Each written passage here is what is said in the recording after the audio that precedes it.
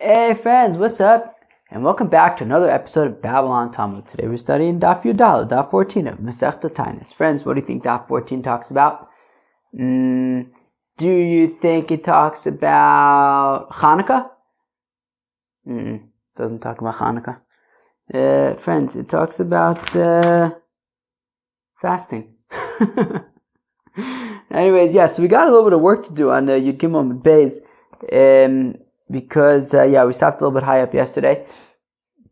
So the first part of the daf talks about the prayer of anaynu, right? Who's ever said the prayer of anaynu on a fast day, right? So the Shliach Tzibor says it. We say it in our private Shmoneh Esrei, particularly at Mincha. So the question is, where does that prayer go? And then other halachos. We're going to learn other halachos about fast days, and I'd like to finish today the first parak of Masechta Taanis. So let us jump in. So we're about 10-15 lines before it even gets wide on Daf Yud Gimel and Beis. So as I said, we have a little bit of work to do there. The middle of the line, it says, Slosa de Tainisa. Friends, you got it? And again, about 10-15 lines before it gets wide. Slosa de Tainisa Eichimad Karina. No, who could tell me? The prayer of anaynu. Where does the prayer of anaynu go? A fellow is fasting. So there's the prayer, anaynu Hashem anaynu b'yom tzom ta'nisenu. Ad be Rabbi Yehuda Rabbi Yitzchak brei. So Rabbi Yehuda Chaptarain, Rabbi Yitzchak his son. So the last time I remember hearing about Rabbi Yehuda's son Rabbi Yitzchak was in Masechta Psachim. In Arvei Psachim, there was a shaila with Ula around Havdalah, and Rabbi Yitzchak passed it off to Abaye. Very interesting. Vidarash, and Rav Yehuda expanded to Rav Yitzchak, Yochad Shkibel Olav Taanis, a fellow who accepts upon himself to fast. Mispal Shel Taanis, so he says anaynu. Veheichon Omra, where does he say the prayer of anaynu? Ben Goel Lirofe, the answer is between the bracha of Goel Yisrael and Rifa'enu. Now, of course, practically speaking, like on a fast day in our synagogues, so this is true for the Shliach Tzibor. The Chazan will say anaynu as its own bracha between Goel Yisrael and Rifa'enu. But in our own private Shmoneh Esreis in Mincha, so we'll say anaynu in Shomei Tefillah. Maskif lo Rav Yitzchak. So Rav Yitzchak Taka asks a kasha. What's the kasha? Can a single fellow get his own bracha, right? Meaning, we, right, practically speaking, we in Shmoneh Esrei, in Mincha, on fast days, we say anaynu in Shomei Tefillah. So it doesn't get its own extra bracha. It's just, it's included in the bracha of Shomei Tefillah. Now, based on what Rav Yehuda is suggesting, is that every individual fellow, so he says the bracha of anaynu as its own bracha between Goel Yisrael and Rifa'enu. So Yitzchak wants to know, is that really the case? Does an individual fellow, is he able to demand his own bracha for himself? To command, probably is a better word, to command his own bracha for himself, I think. Ela Amar Rav Yitzchak b'Shomei Tefillah. No, so rather says Rav Yitzchak, no, you don't say anaynu as its own bracha between Goel Yisrael and Rifa'enu. Rather, you say anaynu included in Shomei Tefillah. V'chinam Rav Sheshes b'Shomei Tefillah. Rav Sheshes says oichet. Rav Sheshes says as well that anaynu goes in Shomei Tefillah. Meisvei. So we have a kasha. What's the kasha? In ben yochad letzibor el shezeh mispal Shmoneh Esrei v'zeh mispal Tshai Esrei. Interesting. So we have a brisa. What does the brisa say? Let's read it again. In ben yochad letzibor. There is no difference between an individual fellow and an individual in a congregation. Ella, shezeh mispal Shmoneh Esrei v'zeh mispal Tshai Esrei. The difference is that an individual prays 18 blessings, whereas a congregation prays 19 blessings. Okay? My yachad u'may tzibur. Now, what does it mean that an individual prays 18 blessings and a congregation prays 19 blessings? What is the definition of an individual? What's the definition of a congregation? And if you're going to tell me, oh, well, easy. A yachid is an individual fellow. So on a fast day, an individual fellow says 18 brachas, and the chazan says 19 brachas because he adds the anaynu as its own bracha. Hani 19 essen v'arba havu. If we're talking about the shliach tzibur, he wouldn't be saying 19 brachas, he'd be saying 24 brachas. Did our Mishnah say anywhere yet about the 24 brachas of the public fast days? Doesn't ring a bell. I'm not sure that we have, but on these public fast days, right, when they really need rain, so the shliach tzibur would say 24 brachas in the Shmona Esrei. So therefore, if we're saying that the shliach tzibur says 19 brachas, it's pashut not true. The shliach tzibur says 24 brachas. Where am I? Fine. Elolav hachikamer. Rather, it must be that this is what it means. In ben yachid dekibel olav taanis yachid, that there's no difference between an individual who accepted upon himself the fast of an individual, right? A taanis yachid, liyachid shekibel olav taanis tzibur, and a fellow, an individual who accepts upon himself the stringencies of a public fast day.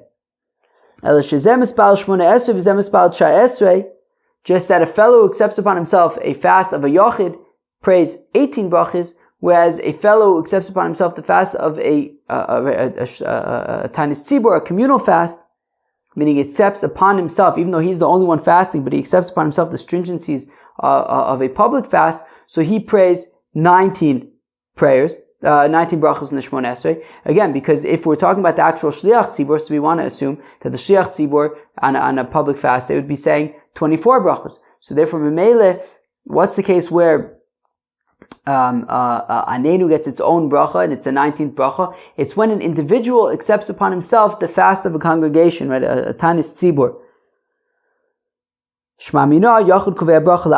So we see that an individual actually does command his own bracha. So therefore, remember, Rav Yehuda said that the bracha of anaynu goes between Goel Yisrael and Rifa'enu as its own blessing.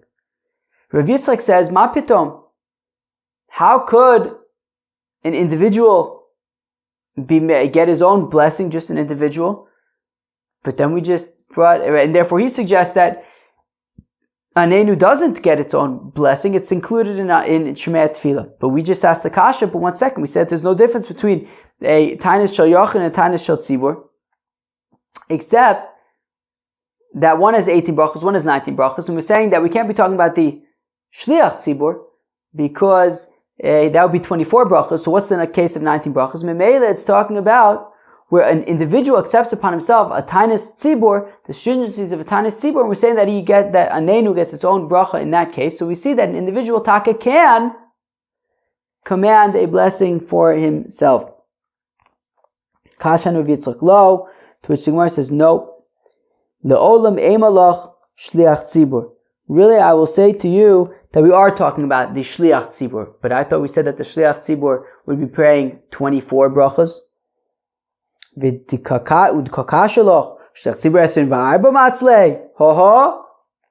you're going to say, but 1 second, the shliach tzibur needs to pray 24 brachas, not 19. Begimel tainios rishonos teleke esrim ve'arba. So the Gemara says, well, remember, there's a set of 3 fasts, another set of 3 fasts, followed by a set of 7 fasts. So we're saying that the first set of 3 fasts are not as stringent as the others, and therefore the shliach tzibur in those fasts would only actually say 19 brachas, not 24 brachas, and that's what we're saying, that there's no difference between the fast of an individual, right, the prayer of an individual and the prayer of the shliach tzibur on the first 3 fasts, except that the prayer of an individual is 18 brachas, the prayer of the shliach tzibur is going to be 19 brachas, but still Rav Yitzchak would say that anaynu would be included in Shemei Tefillah for an individual. Vilo, but 1 second, on the first set of 3 fasts, the Shliach Tzibur does not say 24, he only says 19 brachas. Viha ein ben katani. But 1 second, it says that there is no difference except, what does that mean? Ein ben gimel rishonos legimel emtsayos. There's no difference between the first 3 fasts and the middle 3 fasts, meaning the first 3 fasts and the next set of fasts, which are 3, as opposed to the final set, which are 7. So there's no difference between the first set of 3 and the second set of 3. Elo shebe'elu mutan b'asiyas melacha. The only difference is, says the Brisa, the only difference is that on the first set of 3, you're allowed to do work. On the second set of 3, you're not allowed to do any work. But when it comes to how many prayers in the Shemona Esrei, they're the same. The Shliach Tzibur, even on the first set of 3 fasts, is going to be saying 24 fasts. And therefore, the Shliach Tzibur is going to be saying 24 fasts, even by the first set of 3. And therefore, what's the situation when we say that the Tzibur is saying 19 blessings? It must be when an individual accepts upon himself a public fast. But Tana v'Shayr, the Gemara says, no.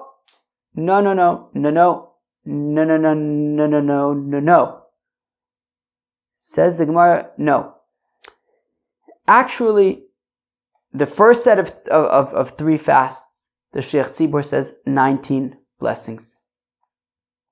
And the second set of fasts, the Shliach Tzibur says 24 blessings.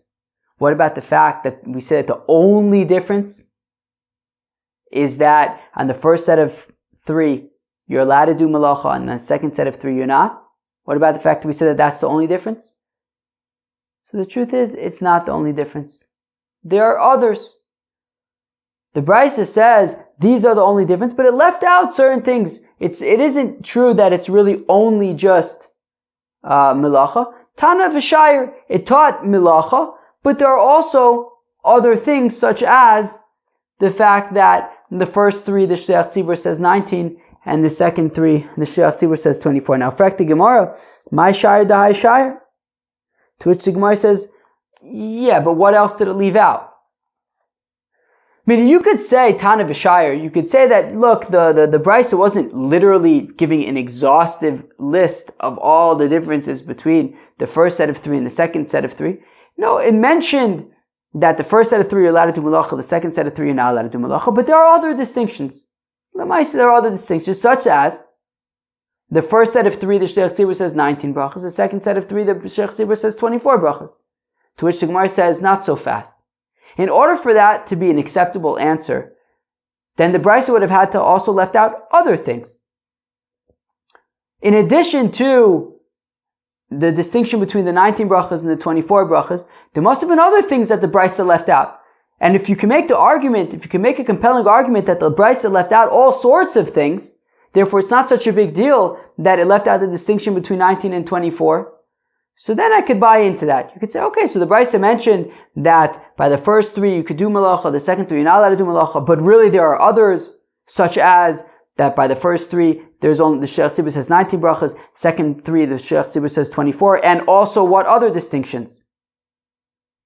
But the Gemara says that's where we get kind of stuck. There don't seem to be other distinctions, and therefore if there are no other distinctions, right, the only thing that it left out is the 19 versus 24 distinction. It must be that the 19 versus 24 is not actually a distinction, because if it was a distinction, then it should have been included in the Brisa, because it doesn't seem to be that the Brisa left out all sorts of things. It seems to only have conspicuously left out the 19 versus 24 distinction, which therefore makes us think that maybe the 19 versus 24 is not really a distinction. And when the Brisa says that the only difference between the first 3 and the second 3 is the fact that the first 3 are allowed to do malacha, the second 3 are not allowed to do malacha, misama, that is the only difference. And actually, in terms of 24 brachas, both of them must be the same. Skip the next few words. Elatana be'isure kamari betfilos lo mari. To which the Gemara answers and says, okay, fine, how about this? That actually, the Brisa is talking about forbidden things. So therefore, when the Brisa says that the only difference between the first three and the second three is that the first three you're not allowed to do malacha, you are allowed to do malacha, and the second three you're not allowed to do malacha. So it's talking about things that are usur, right? Differences when it comes to isurim, such as are you allowed to do malacha or is it usur to do malacha? So there's a difference between the first three and the second three. But in terms of prayers, it's not talking about prayers, and therefore, yeah, it's true that there is a distinction between prayers, that the first three, the Sheikh Tzibur says 19 brachos, the second three, the Sheikh Tzibur says 24 brachos, but the Gemara, but the Brisa was not talking about prayers, it was talking about Isurim, and therefore it did not include it. So therefore, you can say that actually, by the first three, there are 19 brachos that the Sheikh Tzibur says, by the second three, the Sheikh Tzibur says 24 brachos, and the reason why it was left out in the Brisa that is listing the distinctions between the first three and the second three is because that Brisa was talking about things that are asur, such as malacha. The first three, it's mutter, the second three, it's asur, but it wasn't getting into prayers. But there is, in fact, a distinction that the first three, the Sheikh Tzibur says 19, the second three, the Sheikh Tzibur says 24. And if that's the case, then Rabbi Yitzchak can still maintain that an individual will never get his own bracha. The place where there's 19 brachos is the Shliach Tzibur in the first three fasts. V'baisema, or if you want, I will say, B'emtso'isa nami lo matzlich avdalad. Or I can even say that even by the middle fasts, they also don't pray 24. That actually, right, you could say, ein bein, that there's no difference between the first three and the middle three, except for the fact that the first three you're allowed to do malacha, the middle three you're not. What about the brachas thing? Actually, by the brachas thing, there's no distinction between the first three and the second three, because both by the first three and the second three, the Sheikh Tzibur is not saying 24, the Sheikh Tzibur is actually saying 19. Fine, where am I? What, in the middle ones, they don't say, the Sheikh Tzibur does not say 24. Taanis, we talk learn in the Brisa, that there's no difference between the second set of three and the last set of seven. The only difference is that by the last seven, they blow shofar and they lock up the stores. But when it comes to the prayers, how many prayers are there? They are equal. And therefore, if by the last seven there are 24 brachas in the Chazar Sashatz, in the prayer of the Sheikh Tzibur, so then Memela also by the second set of three, there are also 24. And if you're going to say, well, here also, it wasn't an exhaustive list of differences, that when it says that the only difference is that by the last seven they blow shofar and they lock up the stores, it wasn't an exhaustive list. There's another distinction, which is that by the last seven it's 24 blessings, whereas by the previous set, which was the second set of three, there are 19 brachas. Right? So if you're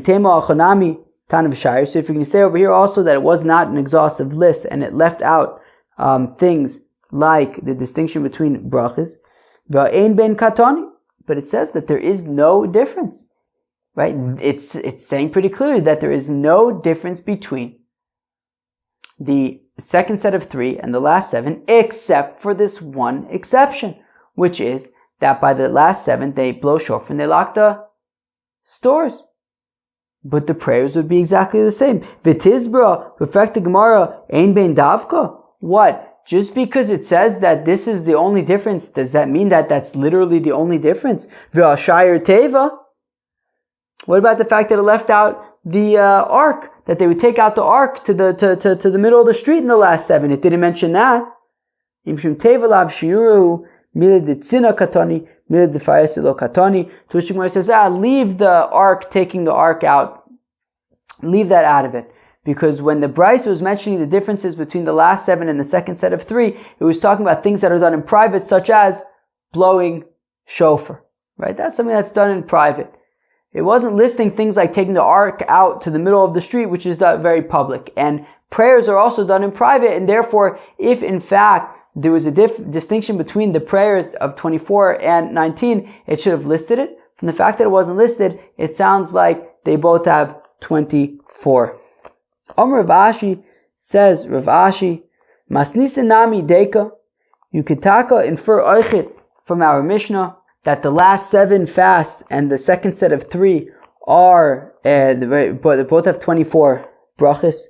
Tikatani, as the Mishnah says, Ma'elu Yuseris al Rishonis, that the last 7 are more stringent than the second set of 3. Shebe'elu masrim v'no'alin esachanuyos, that by the last 7 they blow shofar and they lock the stores. Ava b'chol divrei and zev eshavan. But with regard to everything else, such as the brachas, they should be the same. V'chitema achanami tan v'shayir. And if you're going to say, what do you mean?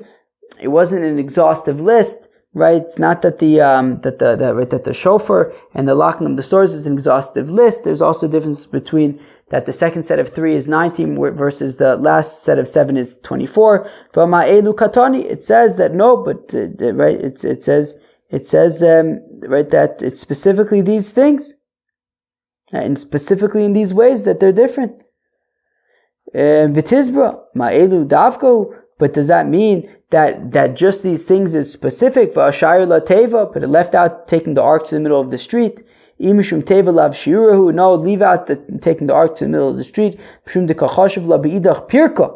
Oh, because taking out the ark is already mentioned in the next parak. And because they already mentioned that distinction in the next parak, so it didn't need to mention it over here. Oh, but v'hashta de'asis la'achi esim v'arba nami lav shiurahu dekatani lehu la beidach pirka.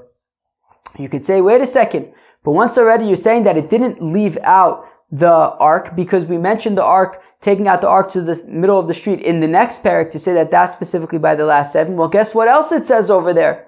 That by the last 7, we pray the 24 blessings. So actually, it would sound like specifically the last 7, there is the 24 blessings, but in the first set of 3 and the second set of 3, it would be 19 blessings. So in fact, it did leave out this distinction that by the second set of 3 there's 19 blessings, whereas by the 7 fasts there are 24 blessings. Ma'avia ma'avia nu. So the Gemara wants to know what's the halacha? What's the halacha? Right after this whole shakla v'tarya, a fellow is praying Shemona Esrei on a fast day. Where does he say anaynu? Amr of Shmuel bar Sasratoi. Bar Ashi, Rab, Ben Goyal L'Roife, that Itaka says it has its own bracha between Goyal Yisrael and Rifa'enu. Rav Ashi Omar Mishmed Reb Yanai, says Rav Ashi in the name of Reb Yanai, brother of Shmuel, who is the son of Reb Shmuel, okay, B'Shomei Tefillah. The Itaka say anaynu Shomei Tefillah v'Hilchasa B'Shomei Tefillah, and of course the halacha is that we say anaynu in the blessing of Shomea Tefillah. That's what we do in Mincha on fast days. When the Sheikh Tzibor says anaynu, he says it as its own bracha between Goel Yisrael and Rifa'enu. And when individuals say anaynu in the Shemona Esrei in Mincha, so they say it in Shomea Tefillah. Alright, friends, moving on. Tani Chada, Uwa. So we have one brayso. What does it say? Ubris umenikis. What are those? Women who are pregnant and women who are nursing. Misanus barishonos and misanus bachronis. So they take a fast in the first set, alright, and they don't fast in the second set. Vitani idach misanus bachronos ve misanus barishonos. But we have another brayso that says that they take a fast on the latter set, but they don't fast in the former set. Tanya idach, we have another brayso that says in misanus lo barishonos lo bachronos. They don't fast on the first set or the last set. Like, friends, what in the world? What in the world? First we're saying the first set but not the second set, then we're saying not the first set but the second set, and then we're saying not the first, not the... What is going on? Says Rav Ashi, here's the key. The key to the riddle is that ubris umenikis, women who are pregnant and women who are nursing, they fast the middle, right? They fast in the middle set. That is it. And that is the key to it. And therefore, when it says that they fast in the first set, but not the second set, the first set being the sort of second set of three, right? Kind of if we look at a first, a second, and a third, right? A beginning, a middle, and an end. So the first one would be the first set of three, the middle one would be the second set of three, and the last one would be the last set of, right, the set of seven. So therefore, when we say that they would fast in the first one, but not the second one, that's talking about the middle set, which is, if you're comparing the middle and the last one, it's the first of those two. And when we say that they don't fast in the first one, but they do fast in the second one, it's talking about they don't fast in the first set of three because it's not stringent enough, but they do fast in the second set of three, which is the middle ones. And when they say that they don't fast in the first one or the last one, it means that they don't fast the first set of three or the set of seven that comes at the end, because the seven, that's too difficult to do all those fasts. So therefore the point is that pregnant women, nursing women fast just that second set of three fasts, and that is it. We're going weiter, friends. So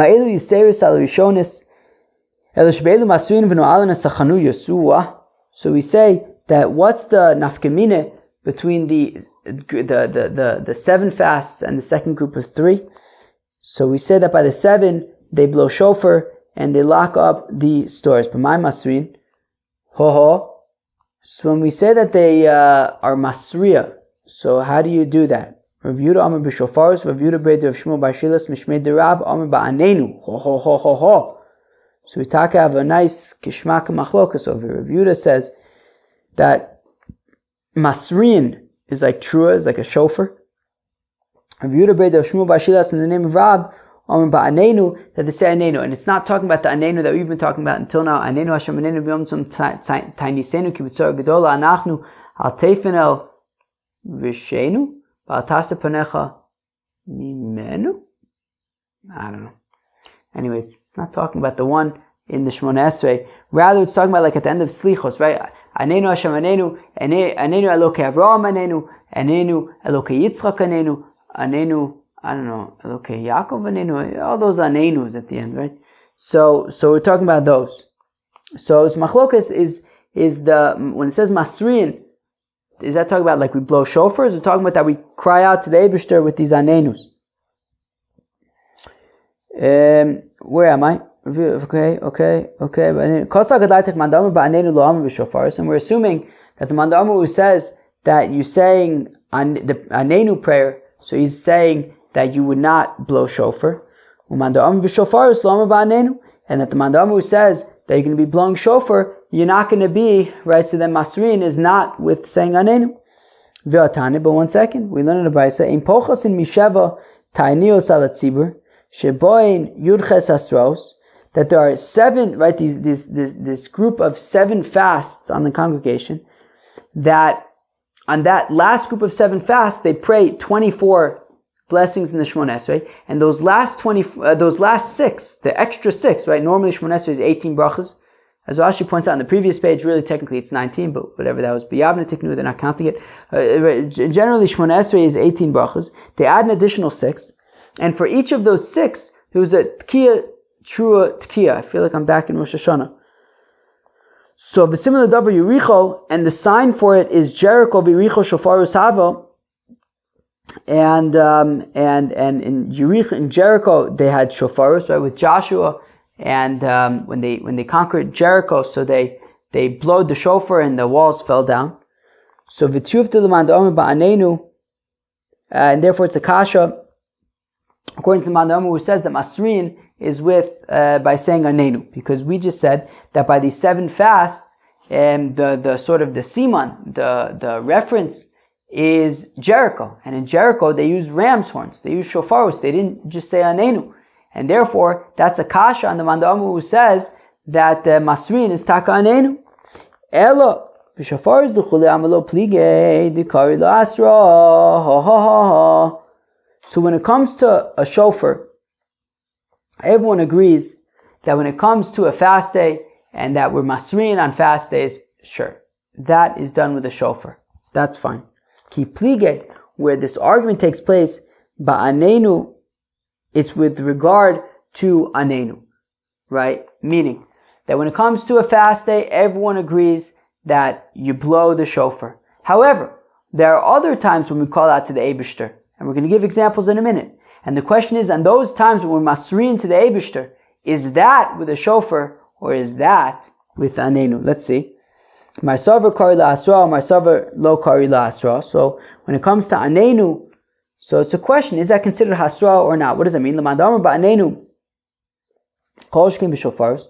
So the mandamar who says that that anaynu, saying this prayer of anaynu is a hasra, so certainly a shofar is hasra.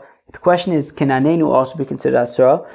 So he says, yes. So according to this mandamar, yes, and certainly a shofar is as well. The mandamar b'shofaros, hava b'anaynu, no, lo, right? And the mandamar who says that taka, you blow shofar, so specifically you blow shofar, but the prayer of anaynu would not be counted as masriin. In fact, the Gemara, ve'atani, but the Gemara asks, 1 second, how could it be that there's a mandamar who says that anaynu can be considered hasra?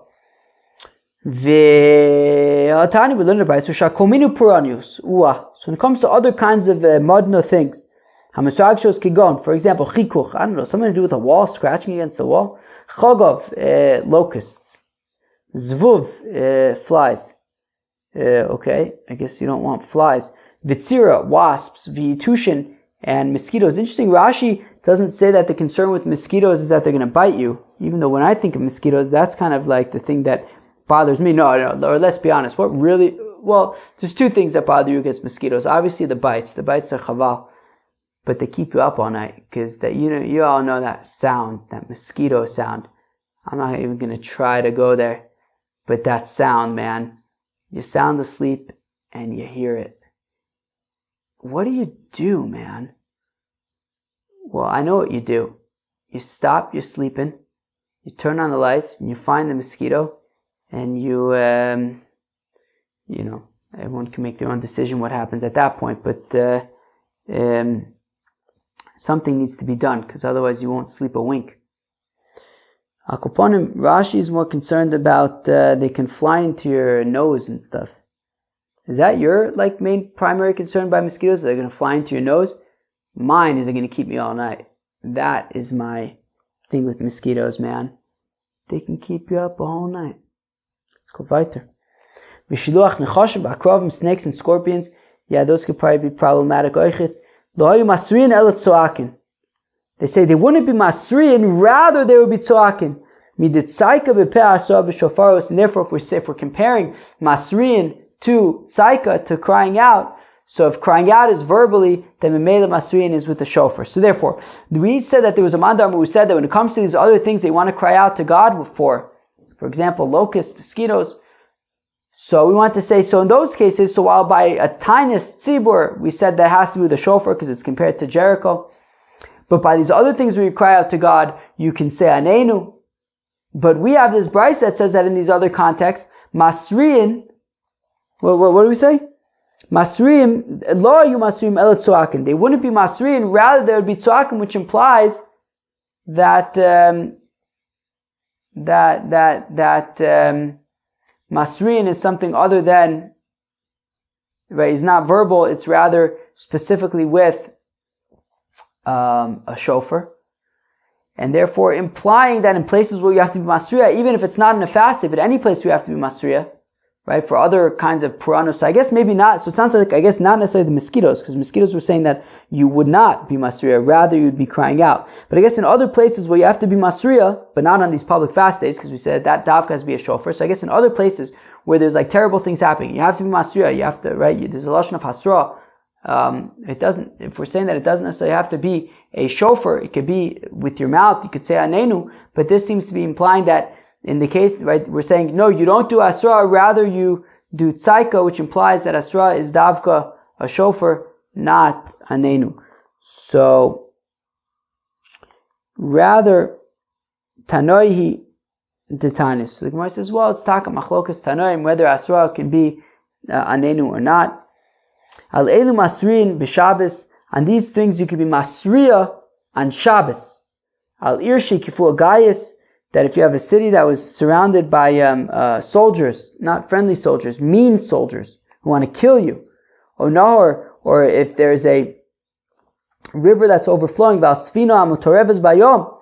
if you have a boat that is in a problematic situation out at sea, Rabbi Yossi Omar le'ezra avalo l'tzaika, that you're allowed to call out for help, but not just to cry out. Kilu, if you're crying out mamash for help, that people should come and help, so that you could do on Shabbos, but not but not like crying out in prayers like that on Shabbos.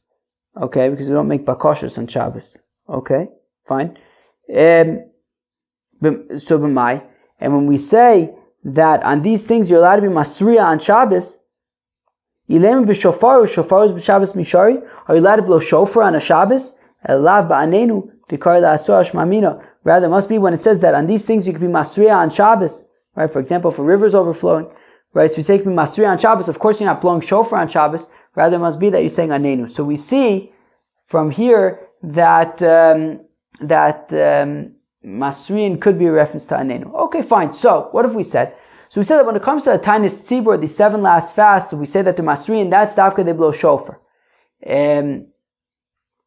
Dafka that they blow shofar. However, there are other places where we want to be masriya, so then that could even be with anaynu potentially. Says the Gemara, B'shnei Rabbi Yehuda Nesiya. Oh, interesting. In the days of Rabbi Yehuda Nesiya, I believe he was the grandson of Rebbe, Havatzaire, there was something shver, something not good. Because plus esrei Taanis v'lo yani. So they, so he said, okay, well, we're going to fast, and they fasted 13 times, and it didn't work. They didn't get answered. So Rabbi Yehuda Nesiya was kind of weighing the migzor tfei to make more, weighing whether or not he should make more fast days. Omele Rabbi Ami, and Rabbi Ami says to him, Hari Amru ein matrichin es hatzibur yosem midai. Says Rabbi Ami, look, we can't force the congregation to fast too much. It's too much.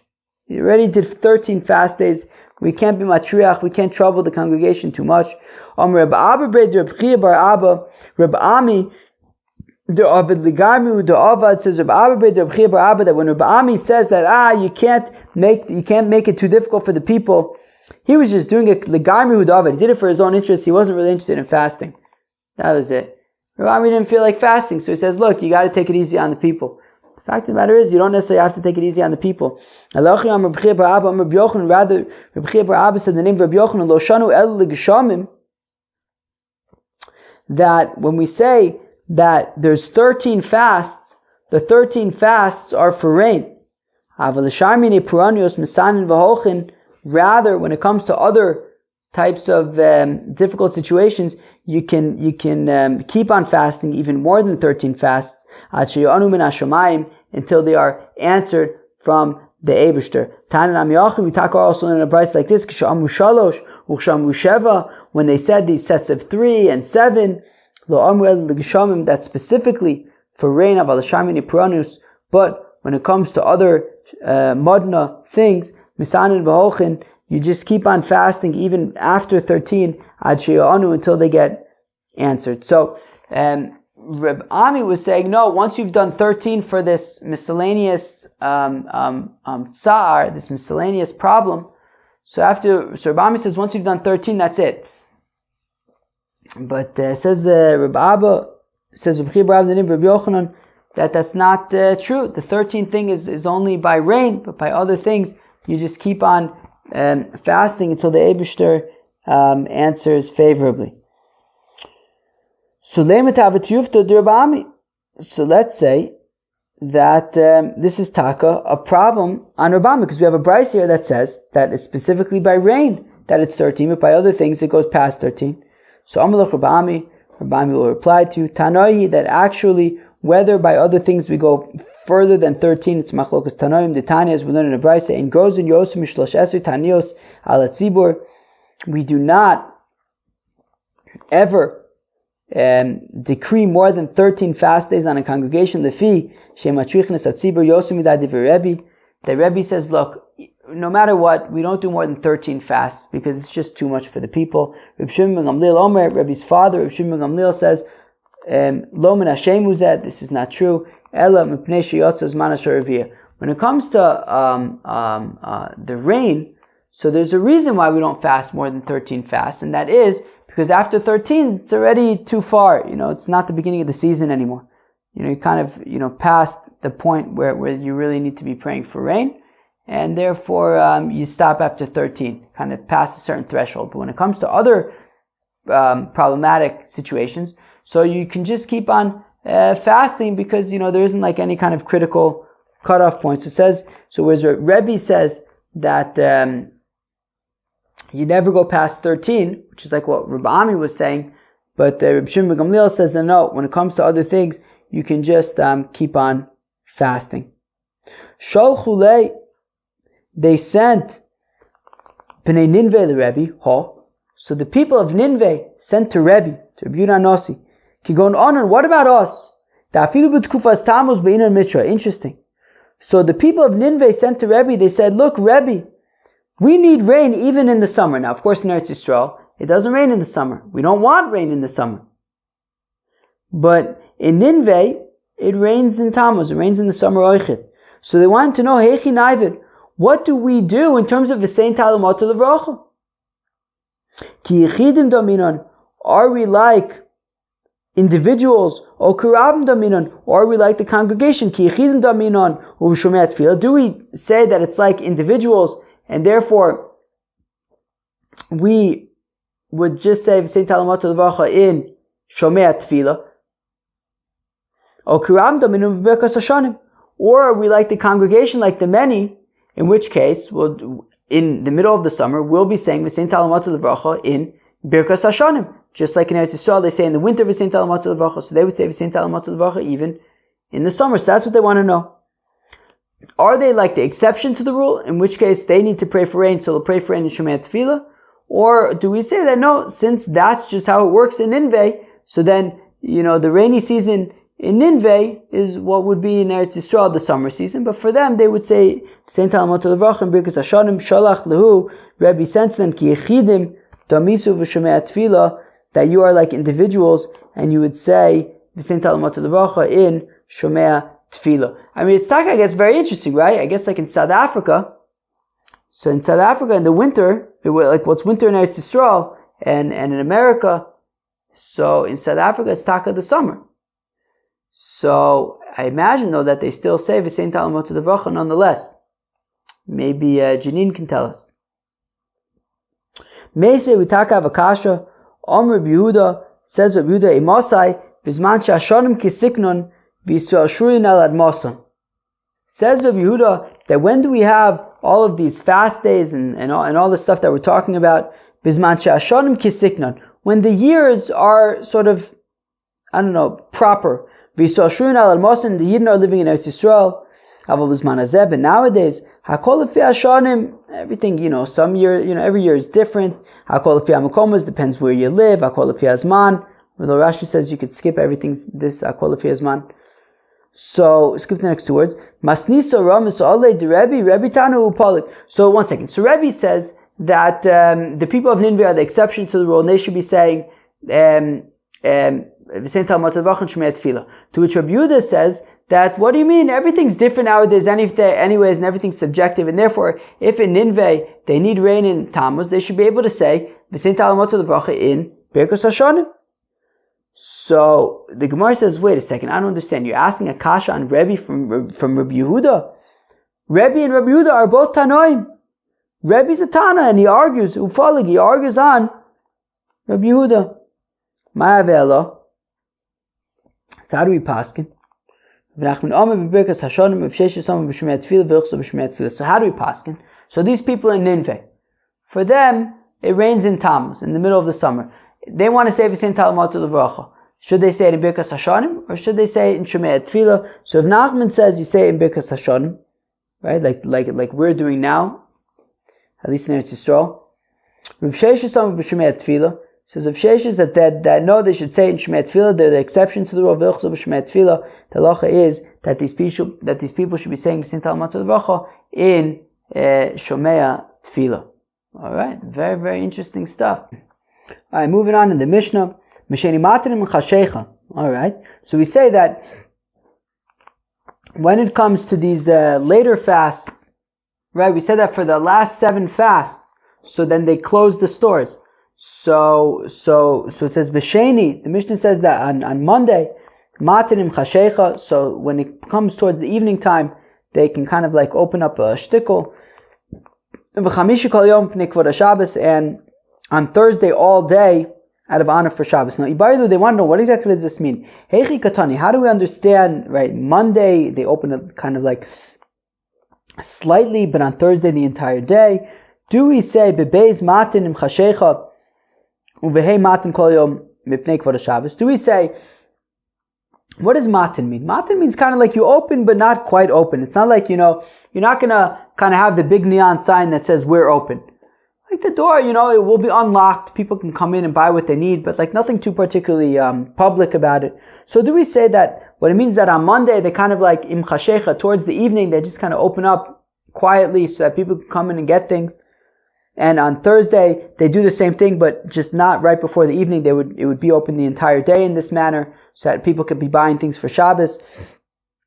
Or maybe what it means is that on Monday, yes, they just kind of like quietly open towards the evening. Uvachamishi posrin kol yom kulo. Or maybe it means though that on Thursday they're mamish wide open all day, because so that out of the honor of Shabbos, the stores are mamish open.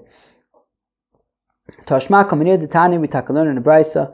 Basheni matin ad erev, that on Monday they open up quietly towards the evening. Uvachamishi posrin kol yom kulo mipnei kvod haShabbos. But on Thursday they're mamish open all day out of the honor of Shabbos. So there you go. That it's taka open all day on Thursday. If a fellow had 2 entrances to his store, well then, so then just open one of them but keep the other one locked. If there was some kind of a platform or something blocking the door so that it didn't look like it was like wide open, so at that point you can just, certainly you can open the store. And says Rashi, even on a Monday, if there's kind of something blocking the door, so that even when it's wide open, it still looks like it's somewhat closed, or sort of like, just quietly open.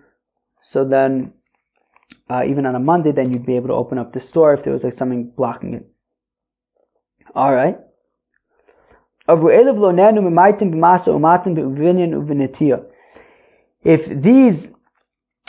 all 13 fast days passed and there was still no rain, so then they would minimize the amount of business that they were doing, and building and planting Tana was taught by binyan shel simcha. When we're talking about building, we're talking about building happy things. Netiyah shel simcha. When we're talking about planting, we're talking about planting happy things.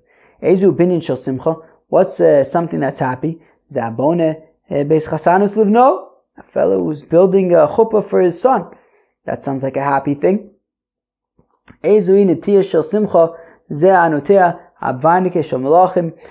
a planting for the happy planting? A happy planting is apparently for kings. When the king gave birth to an heir, so they would like plant a tree, and then when the child became king, they would use that tree to make the throne. All right, sounds very nice. So they wouldn't plant that when like they needed rain and weren't getting any. And they would minimize sort of greeting one another. So sort of like Talmidei Chachamim, so they would not say hello to one another in this very sort of solemn time. What about people who were not so learned and they didn't necessarily know about this halacha about refraining from greeting one another, and let's say they would say to Talmid Chacham, hello, good morning, how you doing? What should the Talmid Chacham do? So that if an Amoritz asks a Talmid Chacham how he's doing, Talmid Chacham should reply in sort of a very soft and solemn tone. He should say, I'm doing okay. And they should wrap up and sit like mourners, and like people who have been like excommunicated, like people have been like disgraced and turned away from the Eibishter, until the Eibishter finally has mercy on these people. Amar B'Lazar says, a person who's a chashuv mensch, person who's an honorable person, a leader of a congregation, should not fall on his face in prayer elim kenena, unless he's certain that he's going to be, unless the people have confidence in him that he will be answered. Yoshua ben Nun, for example, Yoshua ben Nun was able to fall on his face in prayer because he was a person that no matter what the outcome was, the people had sort of faith in him. Shneimar, as the pasuk says, V'emar Hashem al Yoshua, says the Eibishter to Yoshua, Kum lach, get up, lo mezatanof al panecha, why are you falling on your face? So we see that Yoshua ben Nun fell on his face, and he was allowed to because he was somebody that the congregation had a lot of trust in and a lot of faith in. V'emar B'Lazar, says B'Lazar, a fellow is not allowed to put on sackcloth unless he knows that he's going to be answered like Yehoram, the son of Achav. Shenemar, as the pasuk says, "Vayikishma Amelech is libra Isha." When the king heard what this woman was saying, there's mamish no food to eat, and they're eating their children. So Vayikra is begadav, he tore up his clothing, over alachoma, and he was walking on the wall. Vayara'am, and the nation saw that he was wearing sackcloth. V'amar B'Lazar, says B'Lazar, lo kol akol b'kriya v'lo kol akol b'nefila. Not everybody is supposed to tear their clothes. Not everybody is supposed to fall on their face. Moshe b'Aharon b'nefila, Yoshua v'Kalev b'kriya. Moshe and Aharon, their jazz was to fall on their faces. Yoshua and Kalev, their jazz was to tear their clothing. Moshe b'Aharon b'nefila dichsiv. How do we know that Moshe and Aharon are about falling on their faces? As the pasuk says, "Vayipol Moshe v'Aharon apneim," that Moshe and Aharon fell on their faces when they heard the news of the meraglim, of the spies. Yoshua v'Kalev b'kriya. Yoshua and Kalev are their jazz is like rending their garments. The pasuk says, "V'Yoshua," too much of rendering. Do we have any computer programmers in Babylon Talmud, or am I the only one? Where are my React developers at?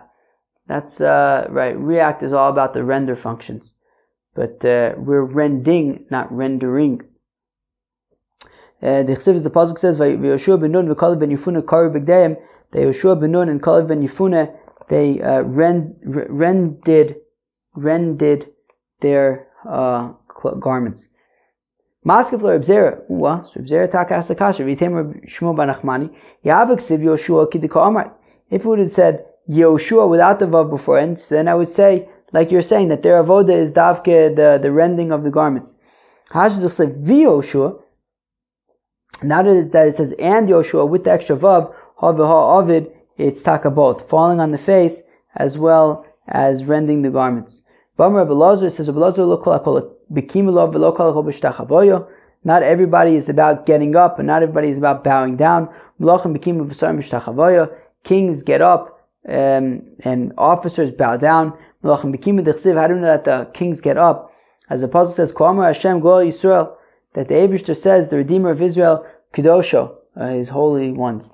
Livzo Nefesh l'Mesayiv Goy, to the people who are disgraced, Levin Moshlim, to a servant that is ruling, a slave that is ruling, Malachim Yiru v'Kamu, that the kings will see and get up. So we see that kings are getting up. I don't know that the officers are about bowing down, as it says, Sarim v'yishtachav, that the officers will bow down.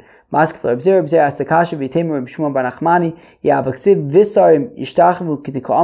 would say and the officers will bow down, then it's like you're going to say that they're dafka bowing down. That officers and they will bow down. Hitaka did both get up and bow down. All right. It says that I say lo akol le'orev, lo kol akol le'simcha. Not everybody is about light. Not everybody is about happiness. Tzadikim le'orev, yisharim le'simcha. That the righteous are about the light, and the straight ones are about the happiness. Rashi says that the straight ones are greater than the light ones, than the tzaddikim, the righteous. Tzaddikim l'ori d'chsiv orzul tzaddik, that it says that the tzaddikim, the righteous, are about the light, as it says that there is a light for the righteous. L'yisharim simcha d'chsiv l'yisrael simcha. That then for the straight people is happiness, as it says that for the straight people there's happiness. All right, what do you want me to tell you? There's a word in Hebrew for straight people. It's called sachim. Yes, somebody told me about that. Sachim. Means straight shooters. All right. She told me I was a sachim. What do you guys think? Am I a sachim? I don't know. Then she felt bad. I think she thought maybe she insulted me because she called me sachim. Sachim? I don't know. I wasn't insulted. I didn't really care. Friends, that was Daf Yud Daled of Masechta Taanis. Well, friends, what did you think? It was a big daf. We knew it was going to be a big daf because yesterday we ended pretty early, and I knew today was going to be a big daf. Anyways, the first part of the daf, we talked about where do you say anaynu? Super interesting question, right? So Rav Yehuda said they said anaynu as its own bracha. His son Rav Yitzchak argued and said no, that dafka individuals don't get their own brachas, and rather they would say it include it in anaynu. Ultimately, we said that an individual would say anaynu in, I don't know what I said, but in Shema Tefillah, in Shema Kolenu. We said along the way also that on the first set of 3 and the second set of 3, there would be 19 brachas, where on the last 7 there would be 24 brachas. We also said that women who are pregnant or nursing, so in the first 3 and the last 3 and the last 7, they would not fast. The first 3 because they weren't important, significant enough yet, and the last 7 because it's just too much. But the middle 3, they would fast. We then said, what's considered a hasra? When it says masrin, that right, does it mean dafka that they would blow shofar? So when it comes to these last 7 fasts, yes, they would specifically blow shofar, because it's compared to Jericho. Jericho, they blew shofar.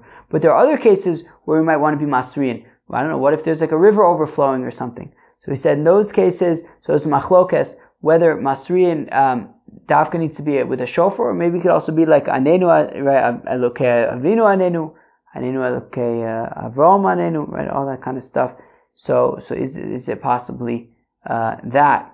We saw machlokas between Rebbe and Reb Shimon ben Gamliel, his father, about do you ever go past 13 fasts? According to Rebbe, no, you never go past 13. It's too much. According to Reb Shimon ben Gamliel, when it comes to rain, you don't go past 13 because then you kind of pass like a certain part of the year. But when it comes to other things, if there's a problem, so you kind of keep on fasting until it goes away. There was an interesting shaila that the people of Nineveh asked Rebbe. They said, look, we need rain even in the summer. So therefore, since it's important for us to have rain in the summer, should we be saying V'sein Talmatu Levracha in Birkas Hashanim, like sort of is the normal place, the proper place for it, or we consider like exceptions to the rule, in which case we should just pray for rain in Shema Tefillah. His opinion was that there are exceptions to the rule, and they should just be saying V'sein Talmatu Levracha in Shema Tefillah. Okay, and then we just got into like certain halachos about those last 7 fasts, that they would lock the stores, but on Monday it would be they would kind of quietly open them up towards the evening so people could buy supplies. Thursdays it was open all day out of the honor of Shabbos. And during those, and if they still didn't get answered, so then they would kind of chill out on like the whole marriage kind of stuff and making planting trees for thrones of kings, and also that they wouldn't greet each other so openly. And even if people are greeted, they would just kind of respond very solemnly. There's just very solemn vibes if like there's like no rain and nothing's working. So friends, that was Daf Yud Daled of Masechta Taanis. I hope you enjoyed it. Hope you enjoy your day. Peace out.